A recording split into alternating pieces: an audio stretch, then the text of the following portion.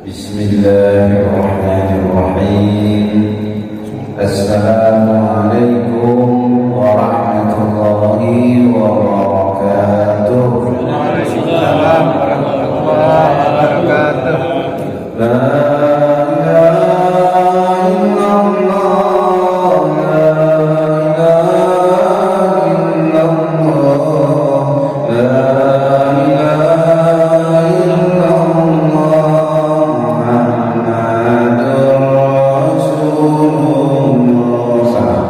La ilaha illallah, la ilaha illallah, la ilaha illallah, Muhammadur Rasulullah. Hasbi Rabbi Jallallah, ma fi qalbi illallah, Nur Muhammad sallallahu, la ilaha illallah, la ilaha illallah, la ilaha illallah, la ilaha illallah, Muhammadur Rasulullah.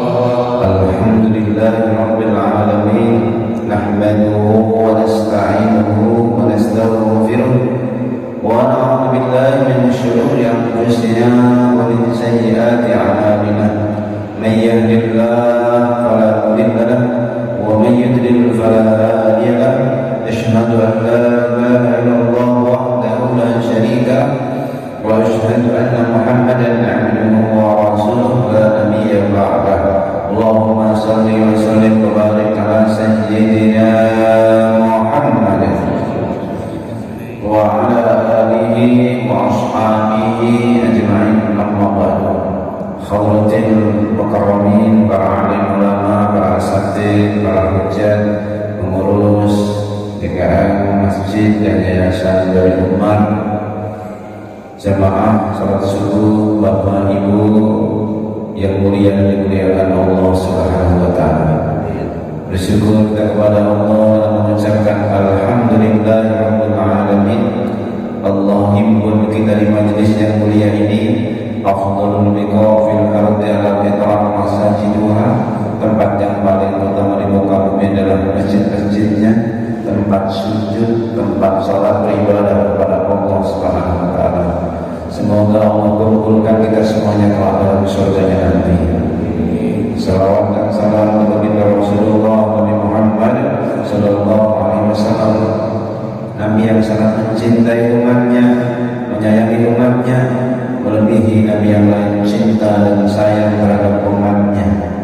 Sayangnya Nabi kepada umat, beliau perhatian sampai sakit keras di hari-hari terakhir beliau, di hari Senin. Beliau dalam keadaan sakit parah. Beliau buka jendela lalu melihat barisan salat subuh yang diimami oleh Abu Bakar Siddiq. Beliau tersenyum ketika melihat barisan salat subuh. Seakan beliau berpesan, teruslah kalian jaga syariat ini, jaga salat, jangan pernah tinggalkan, jangan berubah seperti kaum sebelumnya. Ketika nabinya sudah meninggal, maka mereka merubah ajarannya. Nabi senang melihat barisan salat subuh. Jadi yang hadir salat subuh ini insya Allah sudah membuat bahagia bagi Nabi Muhammad SAW. Pagi hari ini kita akan bersama membahas dan belajar tentang kiat-kiat untuk menjadi kekasih Allah. Kalau saya di depan itu wajah-wajah yang ada itu wajah-wajah yang dicintai Allah. Amin. Wajah yang dikasihi Allah. Kalau nggak bisa bangun ke masjid itu nggak bisa sholat berjamaah itu nggak bisa. Ini pertanda awal kalau Allah cinta sama hambanya, di mana ayyul amal ahabbu ilallah, amal apa yang paling dicintai Allah ya Rasul, as-salatu ala waqtiha, sholat di awal waktu. Cara mudah menjadi kekasih Allah itu wudu sebelum adzan. Kalau kamu bisa wudu sebelum adzan, itu tandanya kamu dicintai Allah, menjadi kekasih Allah. Kata Imam Ali, ketika dia sudah ke masjid sebelum adzan, kan belum adzan. Adzan itu ngingetin orang yang lalai, memanggil orang yang lupa. Kalau nggak lupa nggak usah dipanggil, sudah datang. Tadi saya sudah pada datang sebelum adzan. Masya Allah. Tadi sudah ingat, sebelum dipanggil pun sudah ingat. Alhamdulillah. Kenapa? Allah mengingat hamba itu, sehingga hamba itu mengingat Allah. Allah menyebut hamba itu, sehingga hamba itu menyebut Allah. Memang dalam ayatnya kita yang disuruh menyebut dulu. Fadhkuruni yadhkurkum washkuruni wa la takfurun. Ingatlah kamu kepadaku, sebutlah aku, kau ingat kamu, sebut kamu. Tapi sebenarnya kita bisa ingat juga karena karunia Allah Subhanahu wa ta'ala. Di sholat di awal waktu itu tanda Allah mencintai kamu. Langkah untuk menjadi kekasih Allah yang gampang itu as-salatu ala waqtiha. Ada orang-orang yang suka belakangan datangnya ke tempat sholat, maka Nabi pun menegur mereka, taqaddamu ayo maju. Lalu di ujung riwayat itu disebutkan di dalam riwayat Muslim, la yazalu qaumun yata'akhkharuna hatta yu'akhirahumullah. Tidaklah suatu kaum itu selalu mengakhirkan sholatnya, datangnya belakangan. Jadi datang belakangan itu jadi tegur. Apalagi yang enggak datang. Tidaklah suatu kaum itu selalu datang belakangan dalam sholat. Sholatnya entar dulu, dia akhirkan. Kalau yang disebut mengakhirkan di sini ini prakteknya saat itu datangnya terlambat. Dia di sholat belakang, bukan yang sholat zuhur jam 1, gak masuk dalam bahasa ini, udah belakang lagi. Bukan sholat zuhur jam 1:30, bukan. Membelakangkan dalam dia datang ke masjid saja itu. Tidaklah seorang yang selalu belakang ketika datangnya ke masjid, isyak yang belakang, kecuali kata Allah, kata Nabi, hatta yu'akhirahumullah, sampai Allah mengakhirkan mereka. Nabi gak menyebut mengakhirkan apanya, tapi ulama menjelaskan mengakhirkan satu surganya. Yang sholatnya belakangan, surganya juga belakangan. Yang kedua, mengakhirkan fadilah rahmat karunia-Nya. Siapa yang sholatnya belakangan, kalau Allah bagi-bagi rahmat, rahmatnya orang itu dapatnya belakangan. Yang berikutnya, di antara yang di belakangan itu, kata Syekh disebutkan, fi jami mawadil khair, semua dalam hal kebaikan dia akan terbelakang karena dia mengakhirkan sholat, sehingga dalam hal kebaikan dia pun akan terbelakang, akan bagian akhir darinya. Betapa bahayanya ini orang yang mengakhirkan sholat, yang membelakangkan sholat, bukan yang dulu. Jadi dia dalam urusan kebaikannya, dalam urusan kenikmatan yang Allah curahkan, baik urusan dunia maupun akhiratnya, itu akan tergolong orang-orang yang terbelakang, yang bagian belakang, dapatnya di belakang. Kalau bapak itu ngantri sembako maunya duluan ke belakang, duluan. Kalau di ATM maunya ke belakang, maunya duluan depan. Pokoknya segala yang kita pengen raih dunia itu maunya duluan. Tapi urusan akhirat kadang-kadang maunya belakangan. Tapi di sini alhamdulillah belum ada juga pada datang dan pengen duluan semua. Amin ya Allah. Salat di awal waktu ini diperkuat dalam hadis dari Abu Hurairah radhiyallahu anhu. Qala Rasulullah SAW, Anna Allah Ta'ala qala, bahwa Allah Ta'ala berfirman, Nabi bersabda, Allah berfirman. Berarti ini hadis kunci, firman Allah yang tidak tertera dalam Al-Quran. Apa kata Allah? Man 'adani waliyan, siapa yang menyakiti wali-waliku, kekasih-kasihku, yang memusuhi kekasihku, faqad adantuhu bil harbi, aku mengumumkan perang pada orang itu.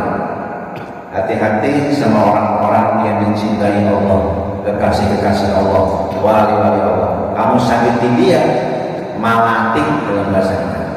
Kau malati kamu. Adantuhu bil harbi, aku umumkan perang kepada orang itu. Ini penjelasan tentang wali tersebut. Siapa yang wali itu?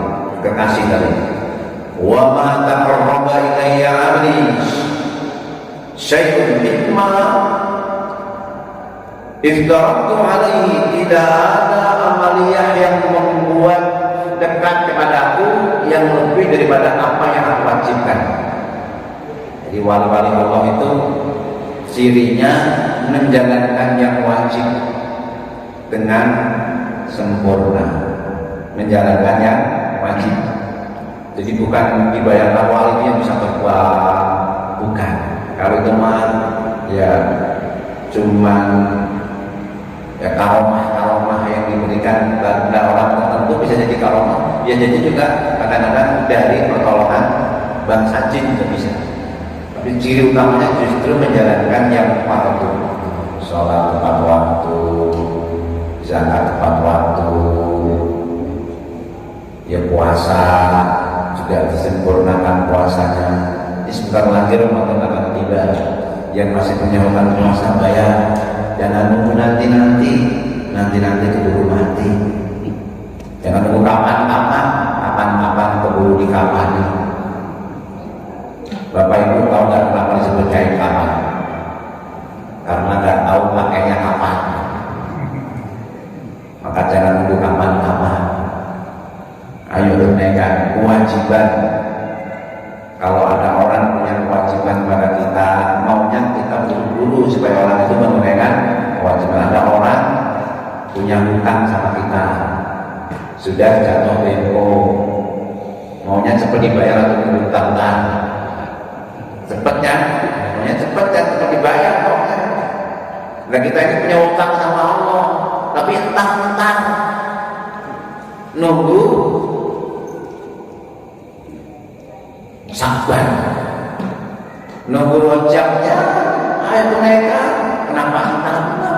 Sudah ada waktu, ada kesempatan. Tidak ada amaliyah yang membuat kita lebih dekat kepada Allah melainkan menjalankan yang fardu. Dan amaliyah itu sudah kita tunaikan. Yang pagi hari adalah sholat berjamaah. Maka ini amaliyah yang sangat disukai Allah. Laisa syai'un ahabba ila Allah Ta'ala, tidak ada suatu perkara yang lebih dicintai oleh Allah Ta'ala min fatrataini wa asamaini, dari dua tetes dan dua langkah. Jadi tidak ada suatu perkara yang lebih Allah cintai dari dua tetes dan dua langkah. Nanti kalau nggak bisa ambil semuanya, ambil salah satunya. Apa itu fatrata ini? qatratun min dumu'i fi khasyatillah, tetesan air mata karena takut kepada Allah. Coba ingat-ingat kapan terakhir kita meneteskan air mata karena takut kepada Allah, entah di tahajudnya, entah di tilawahnya, entah di muhasabahnya, entah di sujudnya. Kapan tetesan air mata terakhir itu? Ingat-ingat. Kayaknya sudah lama kita meneteskan air mata takut kepada Allah. Kadang-kadang ada yang Ramadan kemarin, ada yang bulan kemarin. Kalau Rasulullah itu kalau sholat malam itu sujud seringkali sampai menggenang, air matanya menggenang di tempat sujud. Kalau kita pernah mengenang kehujanan, beda, bukan air mata. Air mata itu walaupun menstetes menjadi tameng dari Allah. Air mata takut kepada Allah. Tetesan air mata yang takut kepada Allah, min khasyatillah. Yang kedua, qatratun tufraku fi sabilillah, tetesan darah yang tertumpah di jalan Allah. Kalau ini harus medan perang, kalau dulu pakai pedang, tertembak dan lain sebagainya. Ini kayaknya ada berat. Yang pertama ini lebih ringan sebenarnya. Tetesan air mata takut kepada Allah.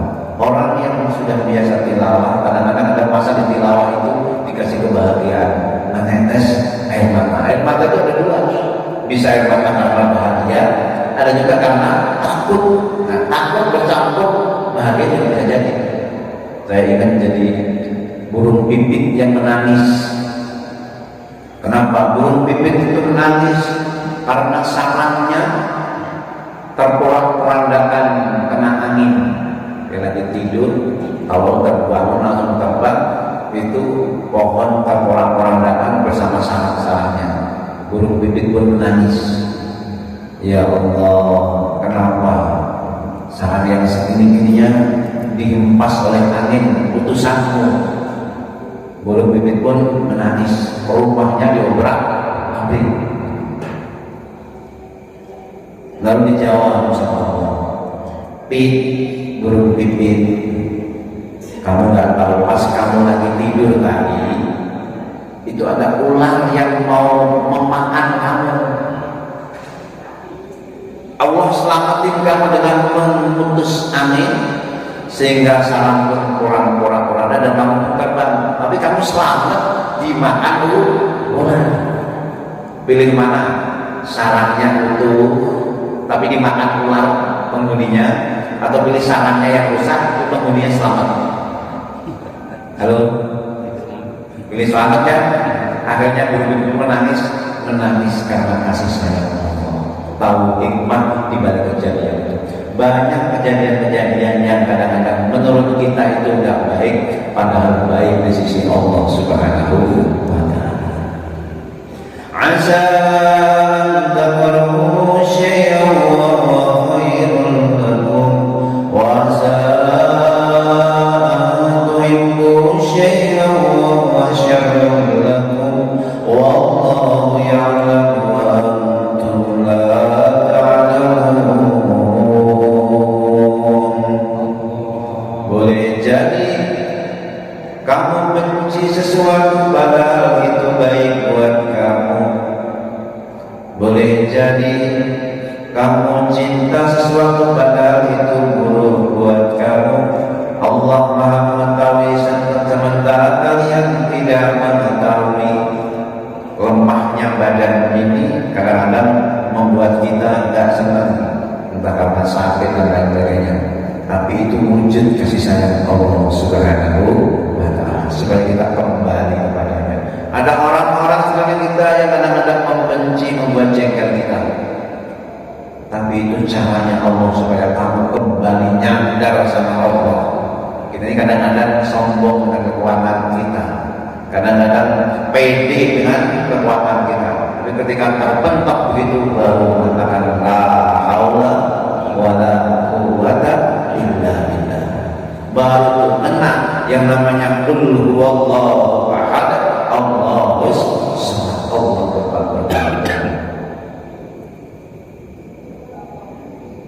Kita nggak bisa menguasai keluarga kita, nggak bisa menguasai anak-anak kita, nggak bisa menguasai orang-orang sekeliling kita, tapi mereka semua dalam kekuasaan Allah Subhanahu wa Ta'ala. Ada anak nggak taat supaya kita nyadar sama Allah, lebih sungguh-sungguh lagi mintanya sama Allah, lebih sungguh-sungguh lagi bermunajat mohon ibadah kepada Allah, sehingga ketika itu kamu menjadi kekasih Allah. Kamu lagi nyadar sama Allah, Allah senang. Dan Allah gak suka kalau kamu melalaikan Allah. وَلَا تَكُونُوا كَالَّذِينَ نَسُوا اللَّهَ فَأَنسَاهُمْ أَنفُسَهُمْ أُولَٰئِكَ هُمُ الْفَاسِقُونَ. Janganlah kamu seperti orang-orang yang melalaikan Allah, sehingga Allah buat mereka lalai terhadap diri sendiri. Melalaikan Allah artinya melalaikan hak-haknya Allah. Oh, seharusnya kamu nyadar sama Allah, nyadar sama yang lain. Seharusnya kamu sholat tepat waktu, kamu melalaikan sholat, kamu melupakan hak-haknya Allah. Na'udzubillahi min, jangan begitu. Lalu sebaliknya Allah perintahkan kamu selalu mengingat Allah, berzikir kepada Allah. Artinya zikir qalbu, zikir lisan, zikir perbuatan. Ya ayyuhalladzina amanu dzkurullaha dzikran katsiran wasabbihuhu bukratan wa asila. Al-Ahzab ayat 41 dan 42 menjelaskan, hai orang-orang yang beriman, berzikirlah kepada Allah sebanyak-banyaknya. Zikirnya qalbu merasa ini nikmat dari Allah, ini sehat dari Allah, kita bisa duduk bersimpuh ngaji, ini karena karunia Allah. Dalam qalbu ini merasa semuanya ini karunia Allah. Zikirnya lisan menyebut nama Allah, mengagungkan Allah, mensucikan Allah, memuji Allah, mengesahkan Allah. Subhanallah walhamdulillah wa la ilaha illallah.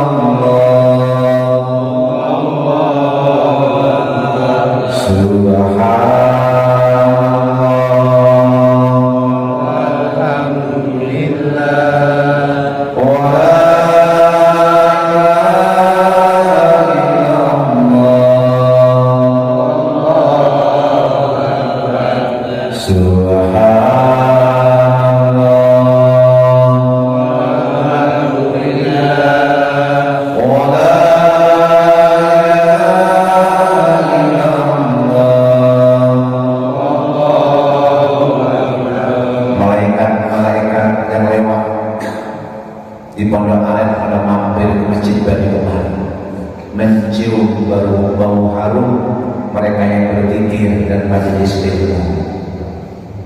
Suaranya bergema di masjid, bersama dengan itu juga bergema di bawah ars dalam hadis riwayat Ahmad.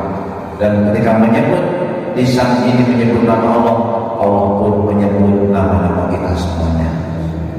Disebut nama kita di sisinya, di keramaian yang lebih baik daripada keramaian kita, keramaian malaikat.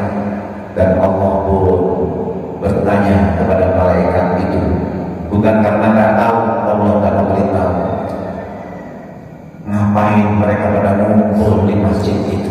Kata malaikat, yusabbihuna, bertasbih mensucikanmu, yukabbiruna, bertakbir mengagungkanmu, lalu bertahlil mengesahkanmu, memujimu, bertasbih, kemudian bertakbir, bertahlil. Apakah mereka sudah melihat aku? Hal yarawni, kalau tanya sama malaikat, apakah mereka sudah melihat? Demi keagunganmu, mereka belum pernah melihatmu. Bagaimana kalau mereka sudah melihat aku? Lebih sungguh-sungguh lagi tasbihnya, tahmidnya, takbirnya, tahlilnya. Apa yang mereka minta? Duduk-duduk di majelis itu. Yas'aluna al-jannah, mereka minta surga.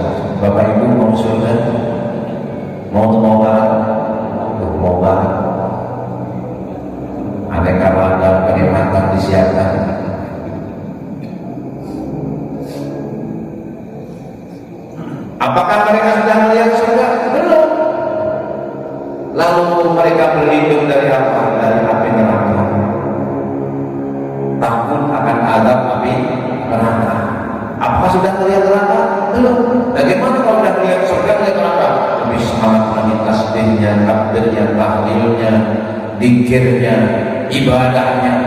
Kata Allah, isyhadu, saksikan, ghafartu lahum, aku ampuni dosa orang yang duduk di majelis itu. Alhamdulillah. Mereka di belakang ada yang protes, ya Allah, itu nggak semuanya rajin ke masjid itu, nggak semuanya rajin ke masjid Bani Umar. Itu karena lagi ada kuliah subuh aja itu. Ada juga yang lagi mampir. Ada juga yang ke masjid karena sumpah di rumah, sudah judek, dan sumpah ke masjid aja kan. Saya senang dengan jawaban Allah kepada para malaikat ini. Julasa la yasqafi, yang duduk di majelis itu enggak ada yang dirugikan, semua diampuni oleh Allah. Amin ya Allah. Karena duduk di masjid begini ini gugurin dosa-dosa kita, dibersihkan itu kotoran-kotoran membunuh, sifat-sifat membunuh dalam kalbu kita.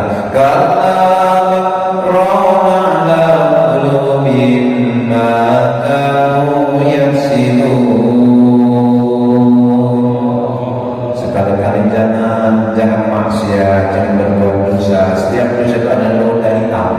Nah, majelis ilmu itu membersihkan noda-noda hitam itu, termasuk tilawatul Quran. Kalau zikir ini menunjukkan sebagai sebuah tanda kalau kita rajin zikir, kita dicintai Allah, kita disayangi Allah, karena Allah lagi menyebut nama kita. Man ahabba syai'an kasra min dzikri. Siapa yang cinta sesuatu banyak menyebutnya. Kapan Allah menyebut kita? Tatkala kita menyebut asma Allah. Nanti di hari kiamat orang itu nyesel, bisa mengucapkan alhamdulillah kok enggak mengucap alhamdulillah, bisa bertasbih subhanallah kok enggak bertasbih, bisa bertahlil la ilaha illallah kok enggak mengucapkan kalimat la ilaha illallah. Kalau la ilaha illallah dua itu fungsinya. Kalimat la ilaha illallah itu membersihkan keburukan, diganti dengan kebaikan. Jadi yang buruk dibuang, diisi dengan kebaikan. Itulah kalimat la ilaha illallah.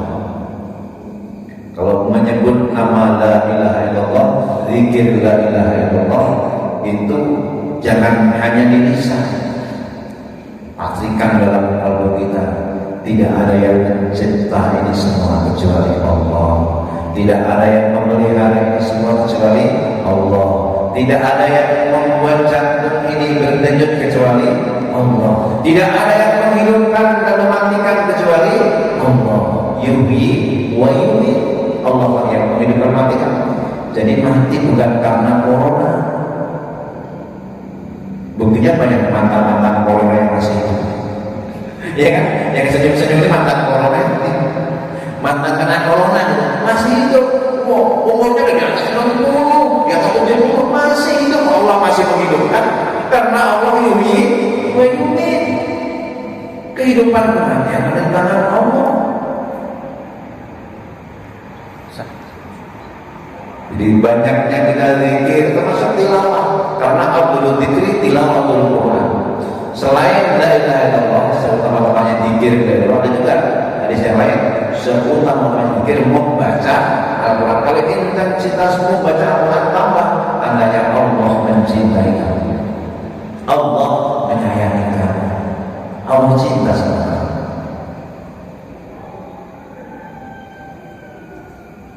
Wah, saya ini kalau nggak Al-Quran, nggak kuat lama, mata saya ini suka perih. Ya kalau nggak kuat lama, sesuai dengan halamannya. Ngapal 30 juz susah. Ya sudahlah, qalbul Quran Yasin. Yasin itu qalbul Quran. Likulli syai'in qalbun. Qalbul Quran surah Yasin. Segala sesuatu punya hati, jantung. Jantungnya Quran surah Yasin. Yasin 83 ayat masih kepanjangan. Ya sudahlah, nurul Quran, cahaya Al-Quran. Apa itu? Al-Ikhlas, kulhu. Kalau kulhu insya Allah hafal semuanya. Hafal ya? Insya Allah hafal semuanya. Nurul Quran. Siapa yang rajin baca kulhu, kulhu akan menuntunnya itu. hadis sirat al-ikhlas tentang keesaan Allah seperti Al-Quran. Ada nurul Quran, cahaya Quran dibacanya. Kul masuk rumah dianjurkan baca kul 3 kali, dipenuhi itu rezeki dalam rumah itu nggak akan habis beras. Kalau sekedar makan, sekedar untuk hidup cukup. Kalau untuk gaya nggak ada cukupnya, nggak ada puasnya gaya. Tapi kalau untuk hidup cukup, Allah cukupi, penuhi.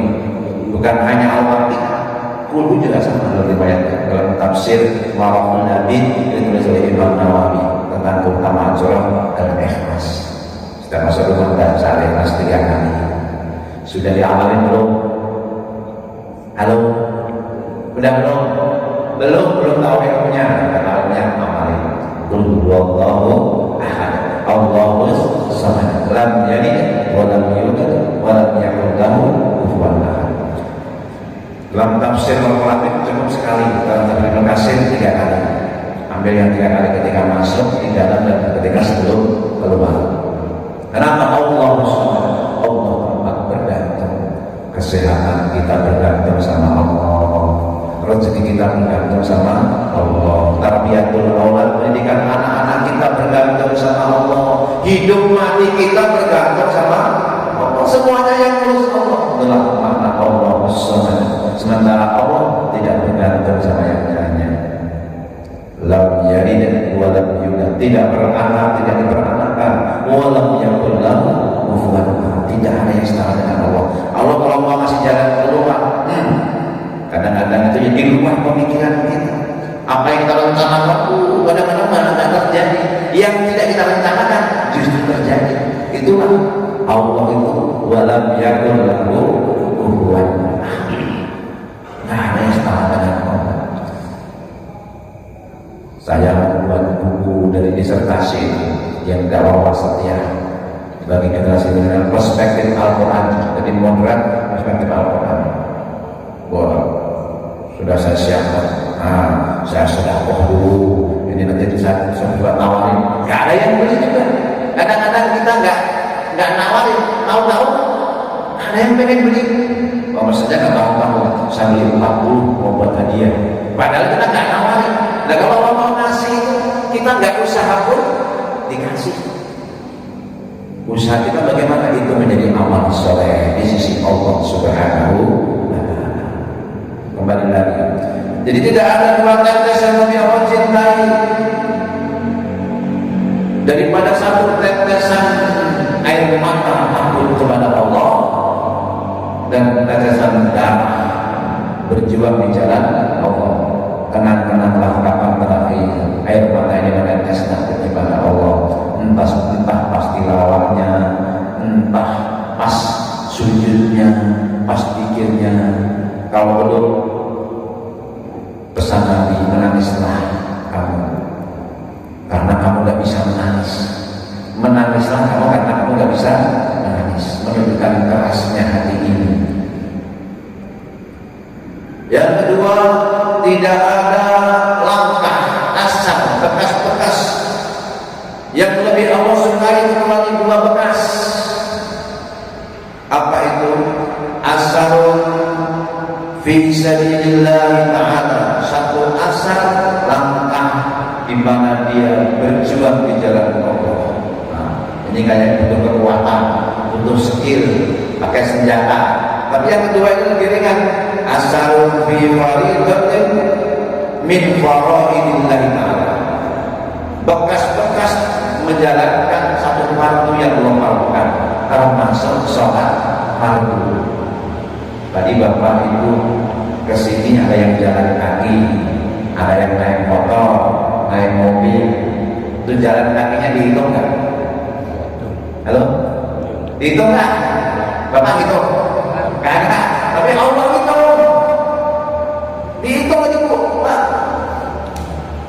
Inna nahnu nuhyil mauta wa naktubu ma qaddamu wa atharu wa kulla shay'in ahsaynahu fi imamin mubin.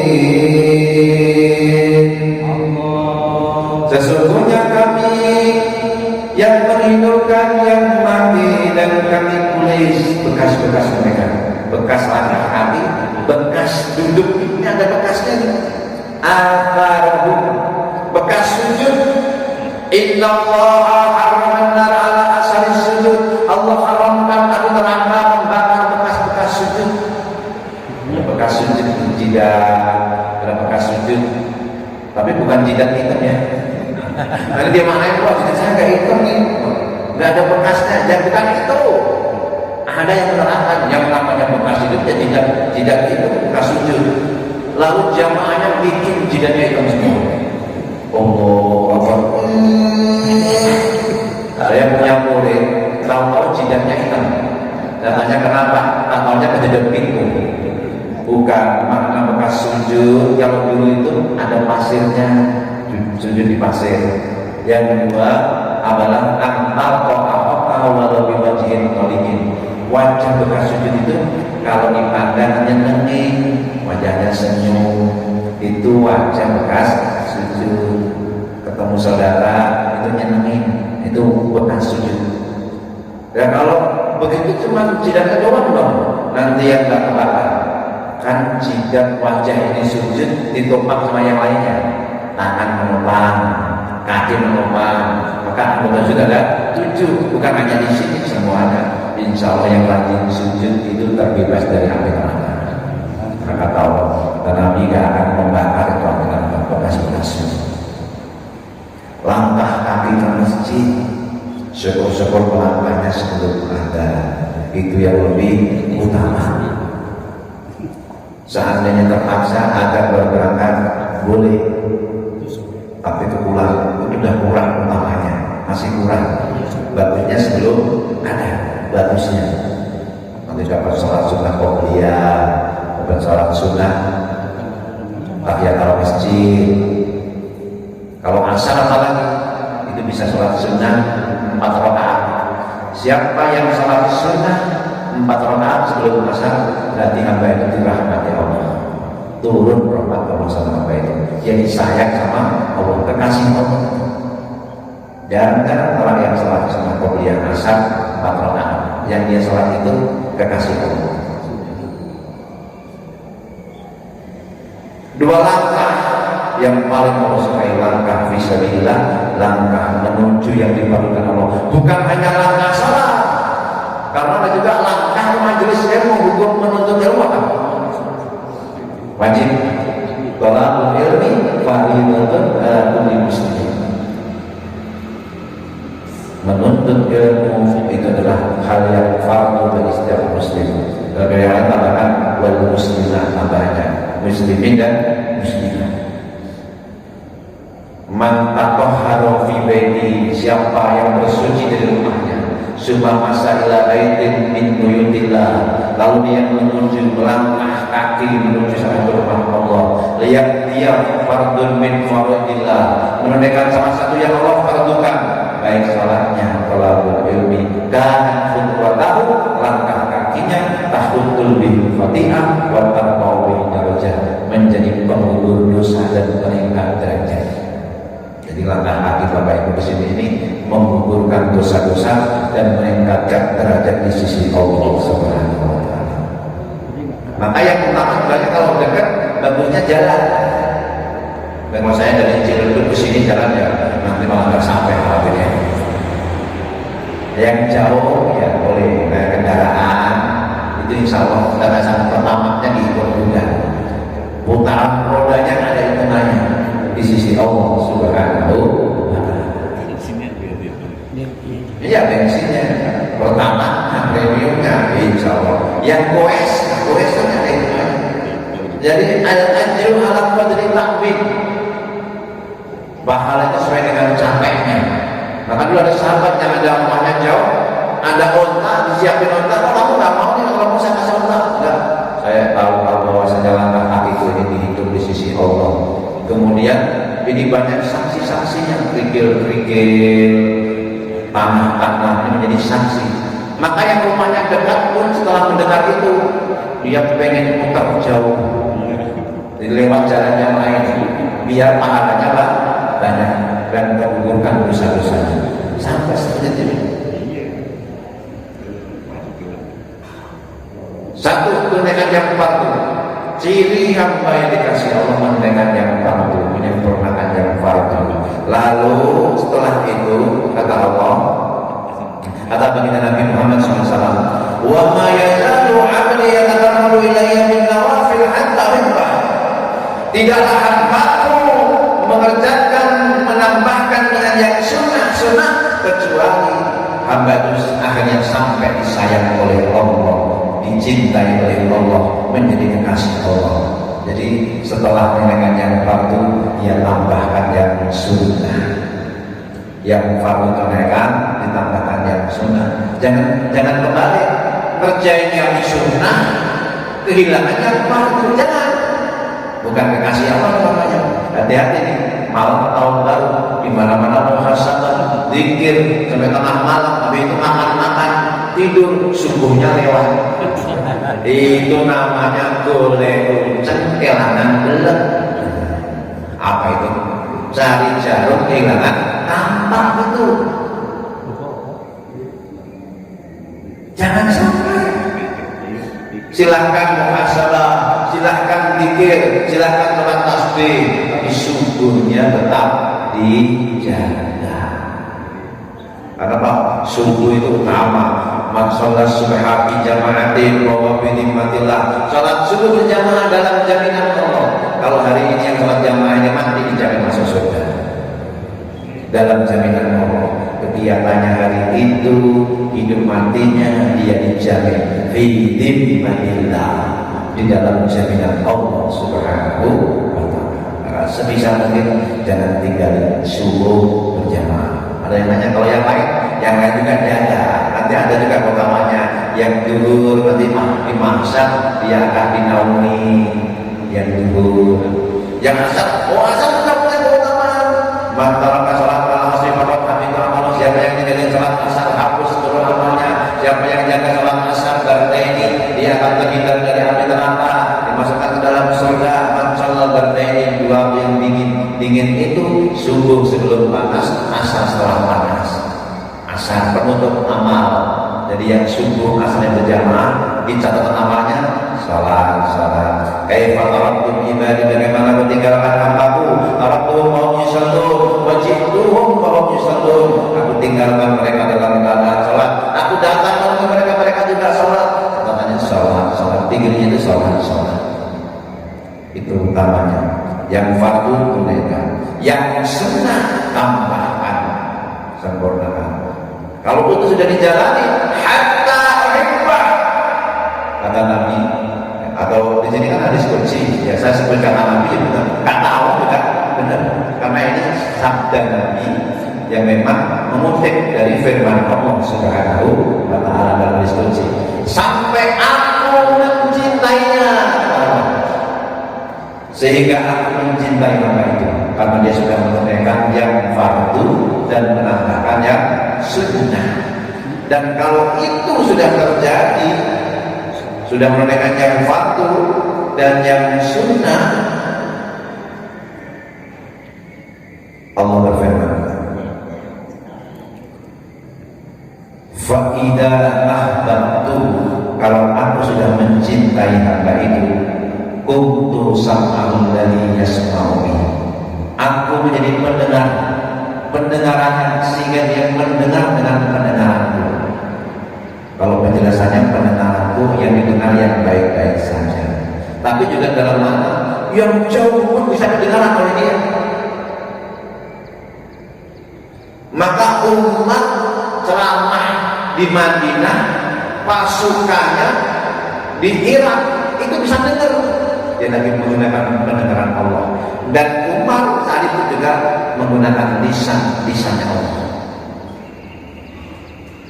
Kedengaran itu yang bicara wali, yang dengar juga para wali kekasih Allah.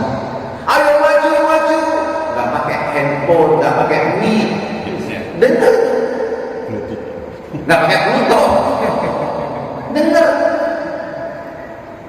Padahal Umar nggak pakai mic. Sekarang ustadznya pakai mic depan mimbar, pakai baju tidur, nggak dengar. Itu sama-sama nggak wali. Itu yang jelek mungkin satu, apakah sendernya atau receivernya, apakah penyampainya atau yang dengar yang bobrok, atau dua-duanya bobrok. Tiga nggak kedengeran. Kusut kasarnya. Terlalu kusut atau ngantuk. Dulu umat di Madinah pasukannya di Irak dengar tuh. Masya Allah. Dan dia tadi itu lagi menggunakan pendengar untuk sampel dan dia sekolah.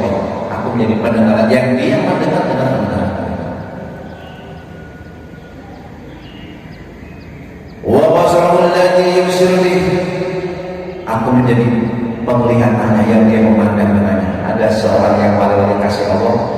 Orangnya di sini bisa melihat Mekah emas. Kok bisa? Dia saat itu lagi dipinjam melihat dengan penglihatan Allah. Kekasih Allah bisa. Kalau wali Allah, kalau wali murid nggak bisa. Ini baru wali murid ini tingkatannya. Ini wali Allah bisa. Maka dulu kiblatnya ada masjid tertentu, kiblatnya nggak pakai kompas, nggak apa. Kok bisa pas itu? Pakai Google bisa pas. Ya, yang diri itu wali Allah, kekasih Allah ditunjukin untuk Mekah secara pas. Lihat, sudah menjadi kasih Allah. Sudah dibuka, disingkap. Jadi itu bunga-bunganya, buah-buahnya kalau sampai pada tahapan itu. Dan memang kalau sudah mantap sempurna fardunya, sudah tambahkan, ini memang sahih hadisnya. Wa yadul lati yang disubiha, aku menjadi tangannya yang dia menyentuh dengannya. Tuh, sahabat-sahabat perang Badar itu tombak-tombak itu dilemparkan, tombaknya belum sampai, itu musuhnya sudah pada berjatuhan.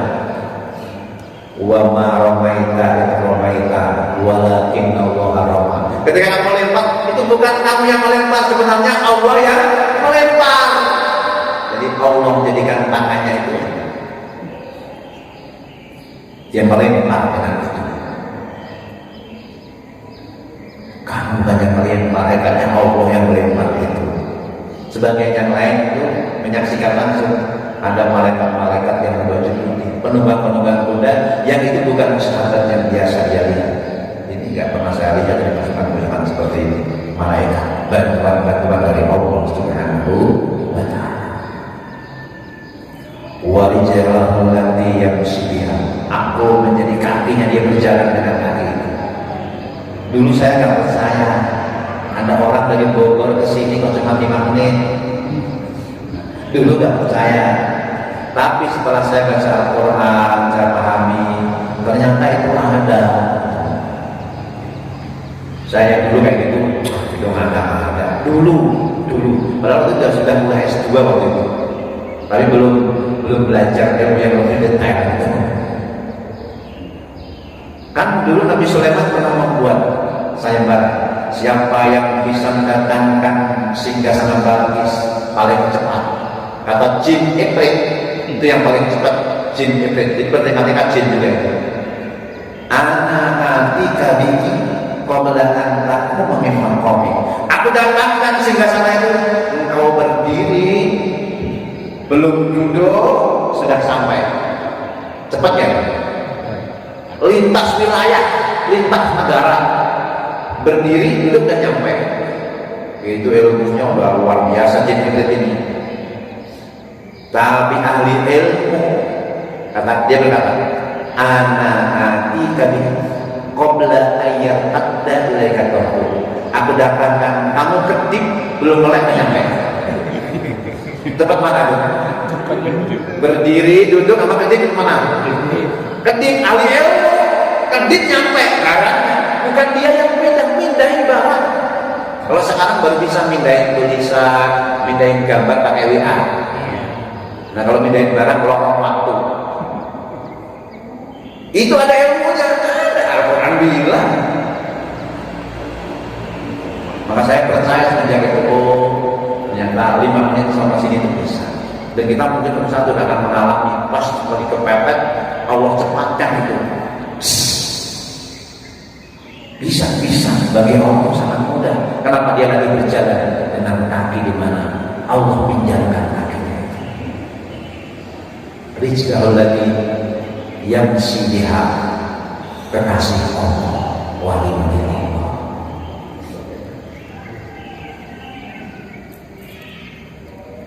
Nah ujungnya ini terakhir pertanyaan dua tanya jawab.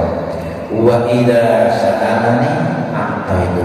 Kalau dia minta kepadaku, aku pasti akan beri. Hamba kekasih itu kalau minta pasti aku beri. Jangankan minta, nggak minta pun dikasih.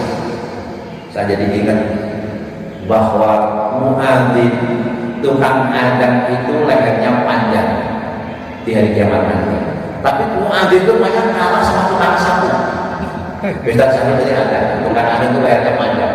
Nabi kan kalau tukang adzan dapat sapanya gampang. Amin. Tapi masih kalah sama tukang sapu. Tukang sapu masjid itu doanya diijabah. Kemudian dia menjadi mahrum kanzul jannah, menjadi mahar bidadari surga. Jadi bidadarinya banyak tukang sapu nanti, tukang sapu masjid. Nggak tahu itu hadisnya itu apa? Yang berbayar atau nggak berbayar? Kalau dulu kan tukang sapu itu nggak berbayar, sekarang berbayar bawa alam. Tapi yang jelas tadi tukang sapu tadi itu doanya diijabah. Saya jadi ingat dulu, waktu jadi marbot dulu, itu saya nggak doa aja itu diijabah. Saya nggak punya transport buat ke kampus. Besok di mana ya? Waktu sholat asar, nggak ada duit sama sekali. Kalau nggak makan, saya bisa puasa. Baru batin itu, habis salam masuk kamar langsung ada yang ngetok pintu. Padahal saya nggak doa, cuma batin doang. Dapat transport 3 hari. Batin doang. Tukang sapu masjid dijabah doanya. Sama nih, menjadi wali karena suka diomelin istri, dimarahin istri, bisa jadi wali juga. Halo? Itu cara gampang jadi wali. Sampai-sampai ada nih seorang ulama ketika ini, padahal dia orang besar dia, istrinya itu jahatnya kayak coba mau yang apa? Nah, orang-orang menyarankan, kenapa kamu nggak cerai aja? Ya yang lain, kan banyak santri-santri yang cantik. Aku kasihan kalau dia nanti nikah lagi sama orang lain, kasihan laki-laki itu, biar aku yang menderita. Dan dengan ini benar-benar aku dicintai sama Allah. Laki-laki itu kalau dimarahin istri, dikuat-kuatin gitu, dia dekat sama Allah. Kisah nyata ketika ada laki-laki itu ditinggal sama istrinya kabur dan sebagainya. Kalau dia menggantungkan sama Allah, dia batin. Pagi-pagi begini, kalau ada nasi goreng enak, tiba-tiba dia ketok itu, assalamualaikum, bawa nasi. Masya Allah, kaget itu. Dia nggak butuh ini saat itu. Kenapa? Dia udah pergi. Datang ke nasi ke depan rumahnya. Dia saat itu lagi dekat sama Allah. Sama istri yang didolimin semakin tidak sama. Bisa menjadi kekasih Allah. Yang namanya Asia binti Zam'ah, istrinya Fir'aun itu derajatnya paling tinggi bersamaan dengan 4 wanita mulia yang lain. Khadijah radhiyallahu anha, Fatimah radhiyallahu anha dari Rasulullah. Kemudian Siti Maryam, ibunya Isa. Kenapa? Karena kezaliman suaminya, mulutnya suami, tapi dia sabar. Kata Allah, inni jazaitumul yawma bima sabaru annahum humul faizun. Sesungguhnya aku balas orang-orang yang sabar, ujungnya adalah surga, kemenangan dari Allah Subhanahu wa ta'ala. Dia menjadi kekasih Allah, menunaikan yang fardu, menambahkan dengan yang sunnah, sabar dengan segala penderitaan kesusahan, kamu akan menjadi kekasih Allah. Insya Allah. 2 menit lagi waktu subuh. Yang mau nanya monggo sebelum saya akhiri dengan doa.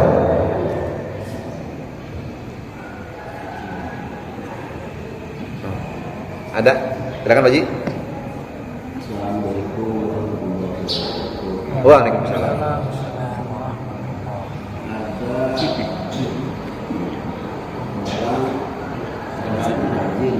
Ada orang sholatnya rajin. Tapi nggak masjid. Ya. Di rumah aja itu gimana?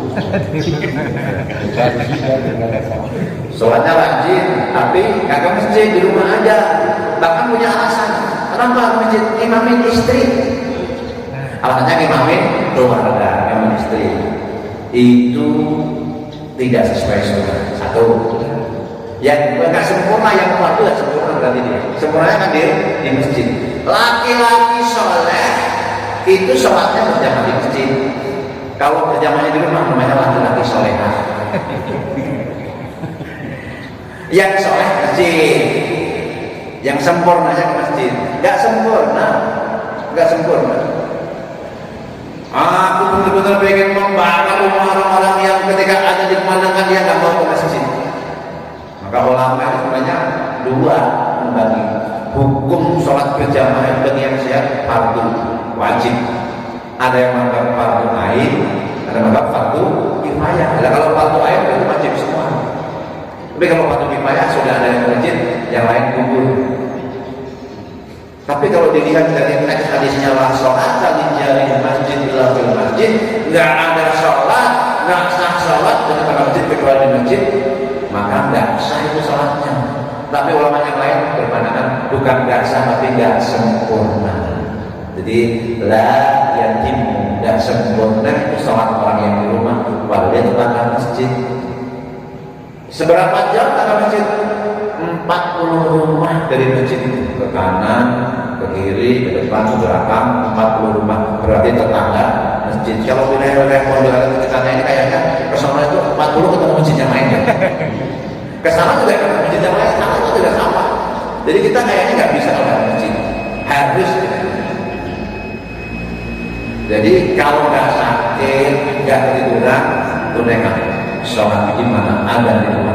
Siapa yang ingin dibangkitkan Allah dalam keadaan muslim yang sempurna, dalam hadis Muslim, maka dirikan sholat di mana ada di mana di masjidnya, di musala.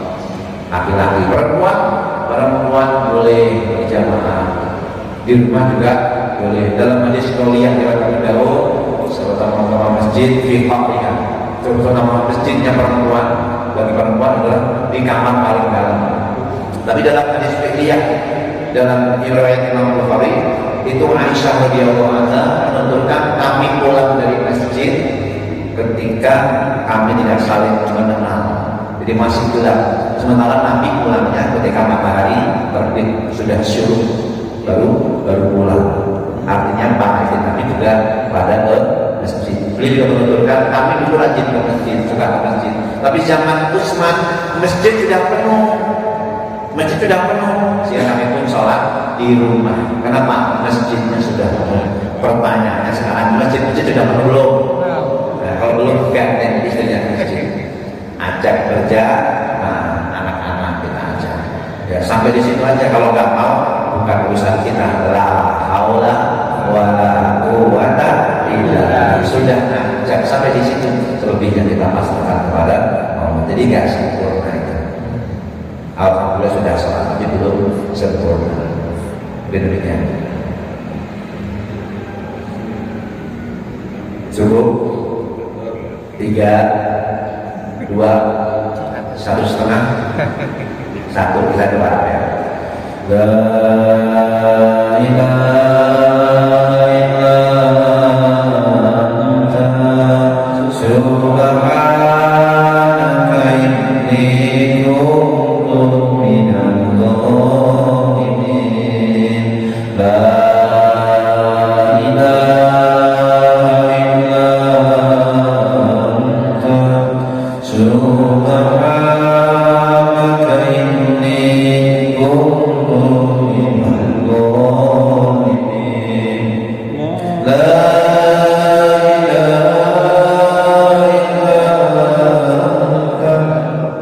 subhanaka inni kuntu minadh dhalimin.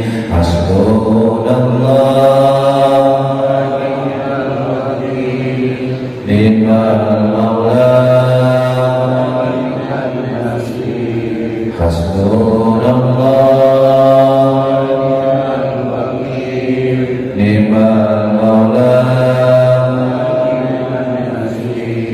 Hasbunallah ni'mal wakil, ni'mal maula wa ni'mal nasir. La haula wa la quwwata illa billahil aliyyil azim.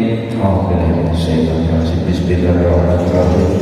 Alhamdulillahirabbil alamin. Allahumma shalli ala sayyidina Muhammad wa ala alihi wa sahbihi ajmain. Ya Allah ya Karim, ya Rahman ya Rahim, ya Qawi ya Hakim, ya Dzal Jalali wal Ikram. Allahumma inna ala dzikrika wa syukrika wa husni ibadatik. Ya Allah, tolonglah kami semua supaya kami menjadi hamba yang senantiasa berzikir kepada-Mu, selalu bersyukur kepada-Mu, beribadah sebaik-baiknya kepada-Mu. Allahumma qfina bi halalika wa haramik wa bi fadlika amman siwa. Cukupkan kami semua dengan yang halal, jauhkan kami semua dari yang haram. Cukupkan kami hanya bergantung kepada Engkau ya Allah, jauhkan bergantung pada selain Engkau ya Dzal Jalali wal Ikram. Ya Hayyu ya Qayyum bi rahmatika nastaghits, la takilna ila anfusina tarfata 'ain wa aslih lana fi sya'nina kullah. Ya Allah, jangan biarkan kami walaupun cuma sekejap mata, perbaikilah hamba dalam segala urusan hamba. Ya Arhamar Rahimin, ya Arhamar Rahimin, ya Arhamar Rahimin. Allahumma arham ummata sayyidina Muhammad, Allahumma ajbur ummata sayyidina Muhammad, Allahumma aslih ummata sayyidina Muhammad, Allahumma ighfir li ummati sayyidina Muhammad. Ya Allah, cukupi umat Nabi Muhammad, sayangi umat Nabi Muhammad. Ya Allah, damaikan umat Nabi Muhammad, ampuni semua dosa umat Nabi Muhammad. Rabbana ighfir lana wa li walidayna warhamhum kama rabbayana shighara wa lil muslimin wal muslimat wal mu'minin wal mu'minat. Rabbana hab lana min ladunka dhurriyyatan thayyibah innaka sami'ud du'a. Karuniakanlah kami anak cucu generasi yang terbaik, yang mendirikan salat, yang berbakti, beriman dan bertakwa. Sesungguhnya Engkau yang Maha mendengar, Maha mengijabah doa-doa kami semua. Rabbana atina fid dunya hasanah fil akhirati hasanah wa qina adzabannar. Jadikan akhir tahun ini kami tutup dengan kebaikan, tahun yang akan datang kami awali dengan kebaikan, pertengahannya penuh dengan keberhasilan dan akhirnya penuh dengan keberuntungan. Subhanallah, wa bihamdihi, wa salamun ala mursalin.